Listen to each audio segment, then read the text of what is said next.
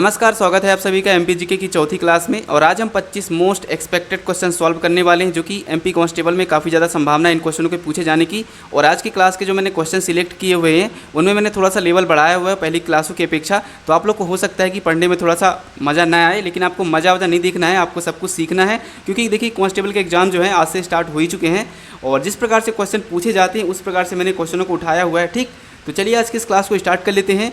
और जिन बच्चों के एग्जाम जो है होते जा रहे हैं, तो आप लोग मुझे प्लीज़ स्क्रीन पे दिख रहे हैं व्हाट्सअप नंबर पर आप लोग मुझे क्वेश्चन जरूर भेजिए, और टॉपिक मुझे जरूर बताइए कि कहाँ से क्वेश्चन किस प्रकार से पूछे जा रहे हैं, ताकि एनालिसिस की जो क्लास है हमारी एक अच्छी सटीक एनालिसिस हम कर सकें।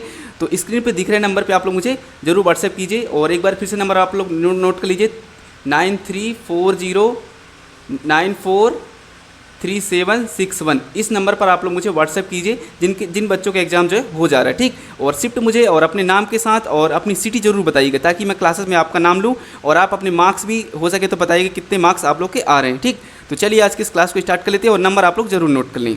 तो आज का हमारा जो पहला क्वेश्चन है पीडीएफ के हिसाब से 76 नंबर का क्वेश्चन है। क्वेश्चन कह रहा है भारत सरकार के स्वामित्व में सार्वजनिक के क्षेत्र में कौन सा उद्योग नहीं है। भारत सरकार के स्वामित्व में कौन सा उद्योग नहीं है। तो सबसे पहले आप लोग को बता दूं, जो हिंदुस्तान यूनिलीवर कंपनी है, हिंदुस्तान यूनिलीवर कंपनी है, ये भारत सरकार के स्वामित्व में नहीं है। D is A correct answer, जिसे HUL के नाम से भी जाना जाता है। हिंदुस्तान यूनिलीवर पॉलिसी की भारतीय सहायक कंपनी है। ठीक, जो ब्रिटिश डच बहुराष्ट्रीय कंपनी है, जिसके उत्पादों में खाद्य पदार्थ, पेय पदार्थ, सफाई एजेंट, व्यक्तिगत देखभाल उत्पाद, वाटर प्यूरिफायर और उपभोक्ता सामान शामिल है। ठीक, इसका मुख्यालय मुंबई में है। ठीक, इसका मुख्यालय मुंबई में है। तो आप लोग नोट करेंगे हिंदुस्तान यूनिलीवर कंपनी का जो भारत सरकार का इसका कोई स्वामित्व नहीं है। ठीक, चलिए आते हैं अगले क्वेश्चन की ओर।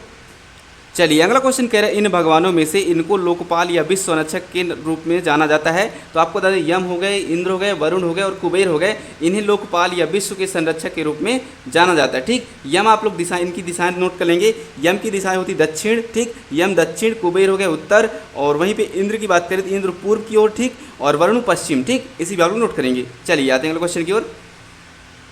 अगला क्वेश्चन कह रहा है जनवरी 2023 में किस शहर में उत्तर भारत की सबसे बड़ी फ्लोटिंग और ऊर्जा परियोजना का उद्घाटन किया गया है। आपको बताना है जनवरी 2023 में अभी हाल ही में किस शहर में उत्तर भारत की सबसे बड़ी फ्लोटिंग और ऊर्जा परियोजना का उद्घाटन किया गया है। इसका राइट आंसर चंडीगढ़। चंडीगढ़ की एक झील है, आप लोग नोट करेंगे। चंडीगढ़ में एक झील है जहां पर सबसे बड़ी तैरती हुई ऊर्जा परियोजना का उद्घाटन किया गया है। ठीक, और इसका उद्घाटन चंडीगढ़ के राज्यपाल बनवारी लाल पुरोहित ने किया। ठीक, चंडीगढ़ के राज्यपाल बनवारी लाल पुरोहित ने इस परियोजना का उद्घाटन किया है। साथ ही साथ आप नोट करेंगे इस परियोजना को धनास झील के ऊपर स्थापित किया गया है। धनास झील के ऊपर यह परियोजना जो है बनाई गई। ठीक, धनास झील आप नोट करेंगे, चंडीगढ़ की धनास झील। ठीक, धनास झील। चलिए आते हैं अगले क्वेश्चन की ओर। चलिए अगला क्वेश्चन कह रहे हैं इनमें से कौन सा भुगतान संतुलन का हिस्सा नहीं है। तो आपका जो रेवेन्यू अकाउंट है यह भुगतान संतुलन का हिस्सा नहीं है। ठीक, रेवेन्यू अकाउंट संतुलन का हिस्सा नहीं है। बाकी आपका कैपिटल अकाउंट जिसे पूंजी खाता कहा जाता है, करंट अकाउंट जिसे चालू खाता कहा जाता है, इंटरनेशनल रिजर्व अकाउंट, ये तीनों अकाउंट जो हैं आपको बता दें, ये तीनों अकाउंट संतुलन अकाउंट किसी राष्ट्र के दूसरे देशों के साथ सभी आर्थिक लेन देन या व्यवस्थित रिकॉर्ड होता है। इनके बीच 3 खाते होते हैं। ठीक, जो कि हो गया पूंजी खाता, चालू खाता और रिजर्व अकाउंट। ठीक, इसे आप लोग नोट करेंगे। चलिए आते हैं अगले क्वेश्चन की ओर। चलिए अगला क्वेश्चन कह रहा है भारतीय नियोजन में किस अवधि को योजना अवकाश कहा जाता है। तो 1966 से लेकर के 1969 की अवधि को योजना अवकाश कहा जाता है। ठीक, ए करेक्ट आंसर। और साथ ही आप नोट करेंगे अभी तक जो 5 ईयर प्लानिंग कमीशन पंचवर्षीय योजना, ठीक, उसे अभी तक 3 बार स्थगित किया गया है। ठीक, 3 बार स्थगित किया गया। कब 1966 से लेकर के 69 के बीच स्थगित किया गया है। ठीक, वहीं पे आप लोग नोट करेंगे 1979 से लेकर के 80 के बीच में स्थगित किया गया है, और एक बार 1993 में भी स्थगित किया गया है। ठीक, 1993 में भी पंचवर्षीय योजना को स्थगित किया गया है, और 1993 उस समय पर हमारे देश को जो PM थे ये PV नरसिंह राव थे। ठीक, तो इसका राइट आंसर आपका 1966 से 1969 की अवधि। चलिए आते हैं अगले क्वेश्चन की ओर। चलिए अगला क्वेश्चन कह रहा है 7वां राष्ट्रीय आयुर्वेद दिवस कब मनाया गया। आपको बताना है 7वां राष्ट्रीय आयुर्वेद दिवस कब मनाया गया। इसका राइट आंसर हो जाएगा आपका 23 अक्टूबर को 7वां राष्ट्रीय आयुर्वेद दिवस मनाया गया। 23 अक्टूबर 2022 को। ठीक, इसे आप नोट करेंगे। 23 अक्टूबर 2022 को 7वां राष्ट्रीय आयुर्वेद दिवस मनाया गया, जिसका विषय हर दिन हर घर आयुर्वेद था। ठीक, जिसका विषय हर दिन हर घर आयुर्वेद था। चलिए आते हैं अगले क्वेश्चन की ओर। चलिए अगला क्वेश्चन कह रहा है भारतीय शास्त्रीय संगीत का कौन सा घराना आमिर खान द्वारा स्थापित किया गया था। तो इंदौर घराना, ठीक, इंदौर घराना आमिर खान द्वारा स्थापित किया गया था भारतीय शास्त्रीय संगीत का, ठीक, बी इज करेक्ट आंसर, इसे आप लोग नोट करेंगे। चलिए आते हैं अगले क्वेश्चन की ओर। चलिए अगला क्वेश्चन कह रहा है निम्नलिखित में से किस मराठा शासक ने 1672 में सालहर के युद्ध में मुगलों को हराया था। तो हमारे जो शिवाजी थे, हमारे शिवाजी महाराज जो थे, इन्होंने सालहर के युद्ध में मुगलों को हराया था, ठीक, ए इज करेक्ट आंसर। और शिवाजी का जन्म आप लोग नोट करेंगे, शिवाजी का जन्म 1627 में हुआ था। इनकी माता का नाम जीजाबाई है और पिता का नाम शाहजी है, ठीक, आप लोग नोट करेंगे शिवाजी का जन्म 1627 में होता है। इनकी माता का नाम जीजाबाई, काफ़ी बार पूछा जा चुका है। पिता का नाम इनके शाहजी, और 1642 में इन्होंने मराठा साम्राज्य की स्थापना किए हैं। 1642 में इन्होंने मराठा साम्राज्य की स्थापना किए हैं। और 1674 में आप लोग नोट करेंगे, 1674 में आप लोग नोट करेंगे, 1674 में इन्हें बाण भट्ट, एक व्यक्ति हैं काशी का, उन्होंने इन्हें छत्रपति शिवाजी की उपाधि दी, ठीक, इसी पे आप लोग नोट करेंगे। चलिए आते हैं अगले क्वेश्चन की ओर। अगला क्वेश्चन कह रहे हैं इन राष्ट्रीय उद्यानों में से कौन सा मध्य प्रदेश में नहीं है, ठीक, आप लोग को बताना है। 4 राष्ट्रीय उद्यान लिखे, कान्हा राष्ट्रीय उद्यान, गिंडी राष्ट्रीय उद्यान, सतपुड़ा राष्ट्रीय उद्यान, संजय राष्ट्रीय उद्यान। तो हमने सुना है हमारे मध्य प्रदेश में गिंडी राष्ट्रीय उद्यान नहीं है। गिंडी राष्ट्रीय उद्यान हमारे मध्य प्रदेश का नहीं है, लेकिन कान्हा राष्ट्रीय उद्यान जो कि मंडला में है, कान्हा राष्ट्रीय उद्यान मंडला में है। सतपुड़ा राष्ट्रीय उद्यान होशंगाबाद जिले में है, होशंगाबाद जिसका नाम नर्मदापुरम कर दिया गया, ठीक, होशंगाबाद जिले में है। और वहीं पे संजय राष्ट्रीय उद्यान सीधी में है, ठीक, सीधी जिले में है। तो ये हमारा गिंडी राष्ट्रीय उद्यान हमारे मध्य प्रदेश का नहीं है। चलिए आते हैं अगले क्वेश्चन की ओर। अगला क्वेश्चन करें इंदौर में हवाई अड्डे का नाम है। तो इंदौर के हवाई अड्डे का नाम है, आपको बता दें, देवी अहिल्याबाई होलकर हवाई अड्डा। देवी अहिल्याबाई होलकर हवाई अड्डा इंदौर के हवाई अड्डे का नाम है, ठीक, सी इज करेक्ट आंसर, जो कि है इंटरनेशनल हवाई अड्डा, ठीक। हमारे मध्य प्रदेश में 2 इंटरनेशनल हवाई अड्डा हैं। एक आपका हो गया राजा भोज अंतर्राष्ट्रीय हवाई अड्डा, जो कि हमारा भोपाल में है, ठीक, राजा भोज अंतर्राष्ट्रीय हवाई अड्डा भोपाल में है, इंटरनेशनल हवाई अड्डा। वहीं पे आप लोग नोट करेंगे राजमाता विजयराजा सिंधिया एयर टर्मिनल, ये ग्वालियर में है। कहाँ पर है? ग्वालियर। और डुमना हवाई अड्डा कहाँ है? जबलपुर। डुमना हवाई अड्डा कहाँ है? जबलपुर, जबलपुर। वहीं पे आप लोग नोट करेंगे डुमना नेचर पार्क जबलपुर में स्थित है। चलिए आते हैं अगले क्वेश्चन की ओर। चलिए अगला क्वेश्चन कह रहा है एक अर्थव्यवस्था में मुद्रा गुणक अपनी निम्नलिखित में से किसके साथ बढ़ता है। तो मुद्रा गुणक आप लोग बता दें, जब वाणिज्यिक बैंक जमा करता है के लिए न्यूनतम शेष राशि में वृद्धि करते हैं। डी इज करेक्ट आंसर, ठीक, इसे आप नोट करेंगे, जब वाणिज्यिक बैंक जमाकर्ता के लिए न्यूनतम राशि में वृद्धि करते हैं। D is correct answer. चलिए आते हैं क्वेश्चन की ओर। अगला क्वेश्चन कह रहा है कमल निम्नलिखित 4 राज्यों में से 3 राज्यों का जो राजकीय पुष्प है उस राज्य का नाम चयन कीजिए जिसका राजकीय पुष्प कमल नहीं है, ठीक। तो सबसे पहले आप नोट करेंगे कर्नाटक का राजकीय पुष्प कमल है, ठीक, हरियाणा का राजकीय पुष्प कमल है, जम्मू और कश्मीर का राजकीय पुष्प कमल है, लेकिन हिमाचल प्रदेश का राजकीय पुष्प कमल नहीं है, ठीक। आप लोग नोट करेंगे हिमाचल प्रदेश का जो राजकीय पुष्प है इसका नाम थोड़ा अटपटा सा मैं यहाँ पर लिख दे रहा हूँ, रोडोडेंड्रोन। यह जो पुष्प है यह हिमाचल प्रदेश का राजकीय पुष्प है। चलिए आते हैं अगले क्वेश्चन की ओर। अगला क्वेश्चन कह रहा है 44वें संशोधन 1978 द्वारा राष्ट्रीय आपातकाल से जुड़ा कौन सा परिवर्तन किया गया था। आपको बताना है 44वां संशोधन जो कि 1978 में किया गया था, इस समय राष्ट्रीय आपातकाल से जुड़ा कौन सा परिवर्तन किया गया था। तो आप लोग नोट करेंगे आंतरिक गड़बड़ी की वजह सशस्त्र विद्रोह शब्द को प्रतिस्थापित किया गया, ये सही है, ठीक, बी इज करेक्ट आंसर। वहीं पर आप लोग नोट करेंगे राष्ट्रपति केवल कैबिनेट से लिखित सिफारिश प्राप्त करने के बाद ही राष्ट्रपति अपाल घोषित कर सकता है। तो बी और सी राइट, ठीक, बी भी राइट है और सी भी राइट है, इसका मतलब D is correct answer, B और सी दोनों सही हैं। और साथ साथ आप नोट करेंगे राष्ट्रीय आपातकाल की न्यायिक समीक्षा की जाती है और राष्ट्रीय आपातकाल की घोषणा राष्ट्रपति द्वारा कैबिनेट से लिखित अनुशंसा पर की जा सकती है, ना कि केवल प्रधानमंत्री की सलाह पर, ठीक, इसी भी आप लोग नोट करेंगे। चलिए आते हैं अगले क्वेश्चन की ओर। चलिए अगला क्वेश्चन कह रहा है सातवाहन के संबंध में निम्नलिखित में से कौन सा कथन सही नहीं है। तो पहले कथन देखते हैं, सातवाहन वंश का संस्थापक सिमुक था, तो राइट है, ठीक, इसे आप नोट करेंगे। और उन्होंने बौद्ध धर्म और ब्राह्मणवाद को संरक्षण प्रदान किया था, तो यह भी सही है, इसे आप नोट करेंगे। उन्होंने कन्नड़ भाषा और साहित्य को संरक्षण प्रदान किया, तो ये गलत है, ठीक, ये गलत है, क्वेश्चन के हिसाब से ये राइट होगा, क्योंकि क्वेश्चन में पूछा है सातवाहन के संबंध में निम्नलिखित में से कौन सा कथन सही नहीं है, ठीक, तो सी इज अ करेक्ट आंसर। और अतवाहन के संबंध में आप लोग एक चीज नोट करेंगे, उन्होंने कई चैत्य और विहार का निर्माण किया, ठीक। चलिए आते हैं अगले क्वेश्चन की ओर। अगला क्वेश्चन कह रहा है राष्ट्रपति द्रौपदी मुर्मू ने 4 अक्टूबर 2022 को महिला उद्यमियों के लिए स्टार्टअप प्लेटफॉर्म हर स्टार्ट लॉन्च किया। स्टार्टअप प्लेटफॉर्म किसके द्वारा बनाया गया है। आप लोग को बताना है राष्ट्रपति द्रौपदी मुर्मू ने 4 अक्टूबर 2022 को महिला उद्यमियों के लिए स्टार्टअप प्लेटफॉर्म जिसका नाम है हर स्टार्ट लॉन्च किया है।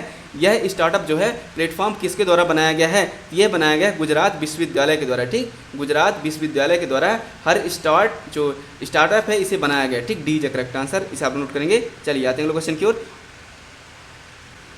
अगला क्वेश्चन कह रहा है व्यक्तिगत सत्याग्रह करने वाले प्रथम व्यक्ति कौन थे? तो व्यक्तिगत सत्याग्रह करने वाले प्रथम व्यक्ति हमारे कौन थे? आप लोग को बताना है। व्यक्तिगत सत्याग्रह करने वाले हमारे आचार्य विनोबा भावे, ठीक, पटेल आप लोग काट लेंगे, सरदार वल्लभ भाई पटेल के यहाँ पे पटेल आ गए हैं। आचार्य विनोबा भावे जो हैं व्यक्तिगत रूप से सत्याग्रह करने वाले प्रथम व्यक्ति थे। और साथ साथ नोट करेंगे उन्होंने 17 अक्टूबर 1940 को व्यक्तिगत सत्याग्रह किया, ठीक। और ये जो सत्याग्रह था स्वतंत्रता के लिए नहीं था, यह सत्याग्रह किसके लिए किया गया था? यह सत्याग्रह जो है आपको बता दें भाषण के अधिकारों की पुष्टि करने के लिए किया गया था, ठीक, भाषण के अधिकारों को पुष्टि करने के लिए किया गया था, ठीक। चलिए आते हैं अगले क्वेश्चन की ओर। अगला क्वेश्चन कह रहा है दिल्ली एनसीटी को लोकसभा में कितनी सीटें आवंटित हैं? दिल्ली की लोकसभा में कितनी सीटें आवंटित हैं? तो सबसे पहले आप नोट करेंगे दिल्ली में लोकसभा की सीटों की संख्या 7 है, ठीक, दिल्ली में लोकसभा की सीटों की संख्या 7 है। वहीं पर राज्यसभा की सीटों की संख्या टोटल 3 है। दिल्ली में राज्यसभा की टोटल सीटों की संख्या 3 है और विधानसभा में सीटों की संख्या 70 है, ठीक, विधानसभा में सीटों की संख्या दिल्ली में 70 है, इसे भी आप नोट करेंगे। और दिल्ली का कुल क्षेत्रफल आप लोग नोट करेंगे, दिल्ली का कुल क्षेत्रफल 1483 वर्ग किलोमीटर है और यहाँ की जनसंख्या 2011 के अनुसार 1.68 करोड़ है, ठीक, 2011 के अनुसार। चलिए आते हैं अगले क्वेश्चन की ओर। चलिए अगला क्वेश्चन कह रहा है मोहिनी अट्टम एक पारंपरिक नृत्य है जो भारत के किस राज्य में उत्पन्न हुआ? तो हम सभी को पता है मोहिनी अट्टम एक नृत्य है जो कि भारत के केरला राज्य से उत्पन्न हुआ, ठीक, केरला राज्य साउथ से उत्पन्न हुआ, इसे आप नोट करेंगे। और यहाँ पे चूंकि पारंपरिक नृत्य टाइप हो गया, यह नृत्य है, ठीक, पारंपरिक नृत्य है जो कि केरला से उत्पन्न हुआ। चलिए आते हैं अगले क्वेश्चन की ओर। अगला क्वेश्चन कह रहे हैं मध्य प्रदेश का राजकीय पुष्प है? तो मध्य प्रदेश का राजकीय पुष्प सफ़ेद लिली जो है हमारे मध्य प्रदेश का राजकीय पुष्प है, इसे आप नोट करेंगे। और साथ ही साथ मध्य प्रदेश के बारे में एक चीज़ और नोट करेंगे, राजकीय नृत्य राई, हमारे मध्य प्रदेश का राजकीय नृत्य जो है आप लोग नोट कीजिए, राजकीय नृत्य राई है, ठीक, काफ़ी लोग को नहीं पता हमारे मध्य प्रदेश का राजकीय नृत्य राई है। अब पशु, राजकीय पशु कौन सा है? नरसिंगा बोल के बारहसिंगा जो हमारे मध्य प्रदेश का राजकीय पशु है, ठीक। साथ साथ नोट करेंगे राजकीय पक्षी दूधराज है, राजकीय मछली महाशीर है और राजकीय पेड़ बरगद है। और नदी जो है नर्मदा है, राजकीय नदी नर्मदा है, आप लोग नोट करेंगे। नर्मदा नदी जो है राजकीय नदी नर्मदा, आप लोग नोट कीजिएगा, राजकीय नदी नर्मदा, ठीक। और वहीं पे नोट कीजिएगा राजकीय खेल मलखम्भ, खेल आप लोग नोट करेंगे, राजकीय खेल मलखम्भ, ठीक, मलखम्भ। चलिए आते हैं क्वेश्चन की ओर। अगला क्वेश्चन कह रहे हैं त्रिस्तरीय पंचायती राज व्यवस्था के लिए किसी राज्य की न्यूनतम जनसंख्या कितनी होनी चाहिए? तो त्रिस्तरीय पंचायती राज व्यवस्था के लिए किसी राज्य की जनसंख्या 20 लाख से अधिक होनी चाहिए, ठीक, 20 लाख से अधिक होनी चाहिए, सी इज करेक्ट आंसर। और साथ साथ नोट करेंगे आप नोट करेंगे पंचायती राज व्यवस्था स्थापित करने हेतु भारत के संविधान में वर्णित किए गए अनुसार राज्य में लगभग 20 लाख की आबादी होनी चाहिए। और यह संविधान के अधिनियम 1992 के 73वें संशोधन में था, ठीक, यह संविधान के अधिनियम 1992 के 73वें संशोधन में था, जिसमें यह मापदंड संसद में पारित किया गया था, ठीक, इसे आप नोट करेंगे। चलिए आते हैं क्वेश्चन की ओर। अगला क्वेश्चन कह रहा है शाहजहां की रानी मुमताज़ की मृत्यु मध्य प्रदेश के निम्नलिखित में से किस स्थान पर हुई थी? तो शाहजहां की रानी मुमताज़ की मृत्यु आपको बता दें बुरहानपुर जिले में हुई थी, ठीक, बुरहानपुर जिले में हुई थी। जब इन्हें एक बच्ची जन्म देती हैं बुरहानपुर जिले में, ये मुमताज़ जो हैं एक बच्ची का जन्म देती है, उसी वक्त इनकी मृत्यु हो जाती है और उस बच्ची की भी मृत्यु हो जाती है। और वह बच्ची कौन से नंबर की बच्ची थी? 14वें नंबर की वह बच्ची थी और उस समय इनकी मृत्यु हो जाती है। और साथ साथ हम नोट करेंगे जो आपका शाहजहां ने जो ताजमहल बनवाया मुमताज़ की याद में, ये सबसे पहले आपको बता दें बुरहानपुर में ताप्ती नदी के किनारे बनने वाला था, ठीक, लेकिन किसी कारणवश यह वहाँ आगरा में बना दिया गया था, ठीक, यमुना नदी के किनारे, इसे भी आप नोट करेंगे। चलिए आते हैं क्वेश्चन की ओर। अगला क्वेश्चन कह रहे हैं निम्नलिखित में से कौन सा जिला महाराष्ट्र की सीमा को टच नहीं करता है? आपको बताना है निम्नलिखित में से कौन सा जिला महाराष्ट्र की सीमा को टच नहीं करता है। तो महाराष्ट्र की सीमा को टच आपको बता दें बैतूल करता है, खंडवा करता है, बुरहानपुर करता है, बुरहानपुर तो पूरी तरह से करता है, और आपका हरदा जो है ये किसी भी राज्य की सीमा को टच नहीं करता, D is the correct answer. चलिए आते हैं अगले क्वेश्चन की ओर। अगला क्वेश्चन कह रहे हैं निम्नलिखित में से कौन सा जिला गुजरात की सीमा को टच करता है? तो गुजरात की सीमा को अलीराजपुर टच करता है, ठीक, अलीराजपुर टच करता है और झाबुआ भी टच करता है गुजरात को, ठीक। सिर्फ 2 जिले गुजरात की सीमा को टच करते हैं और बड़वानी, रतलाम, हरदा ये जो हैं किसी भी रतलाम जो कि राजस्थान को टच करता है, राजस्थान को रतलाम जिला टच करता है और हरदा किसी भी जिले को टच नहीं करता है, ठीक। चलिए आते हैं अगले क्वेश्चन की ओर। चलिए अगला क्वेश्चन कह रहा है निम्नलिखित में से कौन सा जिला उत्तर प्रदेश तथा राजस्थान दोनों की सीमाओं को टच करता है। तो शिवपुरी जो हो गया आपका यूपी की सीमा तथा राजस्थान की सीमाओं को टच करता है। ठीक, राजस्थान यहाँ से और यूपी की यहाँ से दोनों की सीमाओं को टच करता है। और साथ ही हम नोट करेंगे मुरैना भी, मुरैना एक जिला है जो कि यूपी और राजस्थान दोनों की सीमाओं को टच करता है। तो शिवपुरी और मुरैना ये जो हैं, शिवपुरी और मुरैना राजस्थान तथा उत्तर प्रदेश की सीमाओं को टच करते हैं। और श्योपुर आप लोग नोट करेंगे, श्योपुर केवल राजस्थान की सीमा को टच करता है। ठीक, श्योपुर केवल राजस्थान की सीमा को टच करता है। और गुना केवल राजस्थान की सीमा को टच करता है। गुना श्योपुर राजस्थान की सीमा को टच करता है। और अशोकनगर जो है यूपी की सीमा को टच करता है। चलिए आते हैं अगले क्वेश्चन की ओर।